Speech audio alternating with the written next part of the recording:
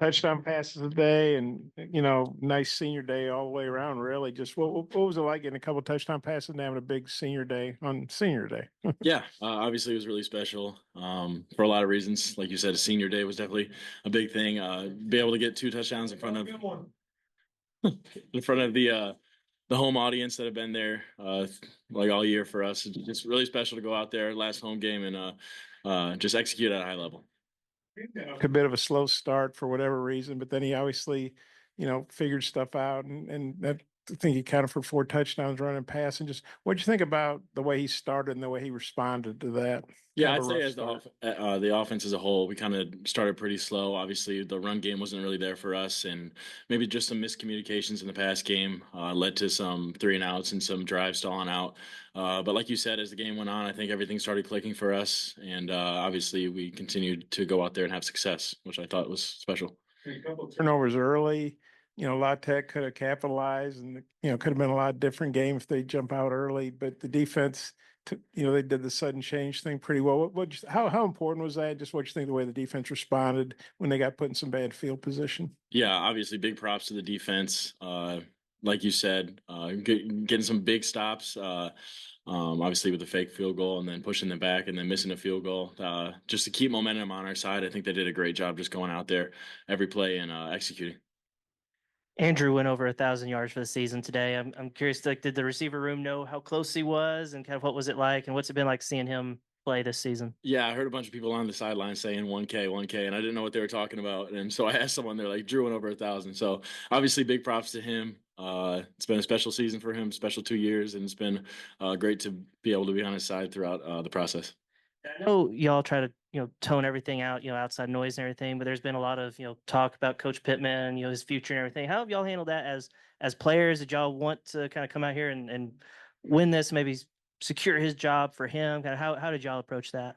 Yeah, like you said, don't really pay attention to the outside noise, but we definitely went out there today and had some an extra chip on our shoulder for him, just because we got bowl eligible this game, and that's something that he really harped on this week. I think in his 5-year tenure, he's gotten 4 out of the 5 bowls, so that's something that we thought we'd try to get out there today, and obviously we got 1 game left, so we're focused on that right now. But pretty special to be bowl eligible.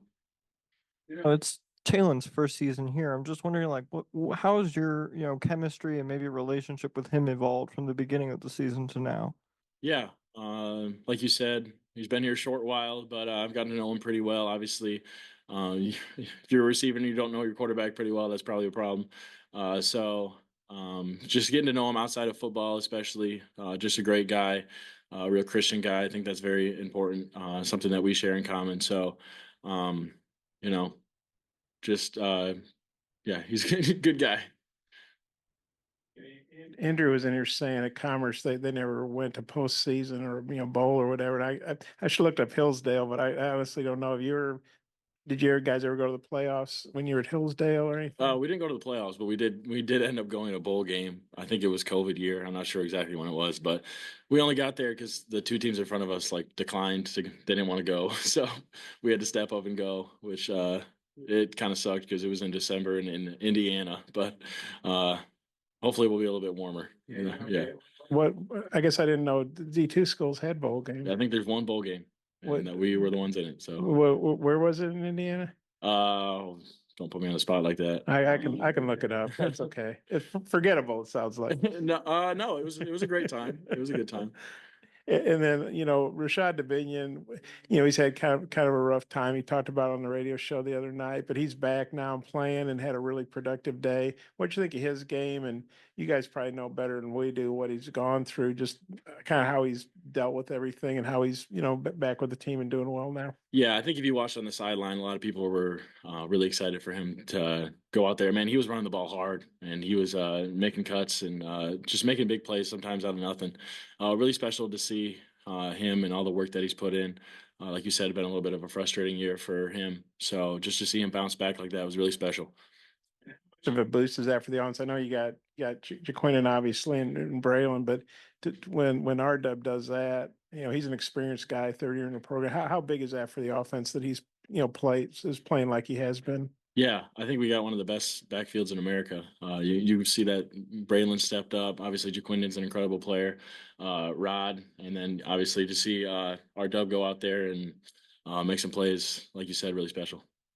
And it was Hobart, Indiana. I just remembered Hobart.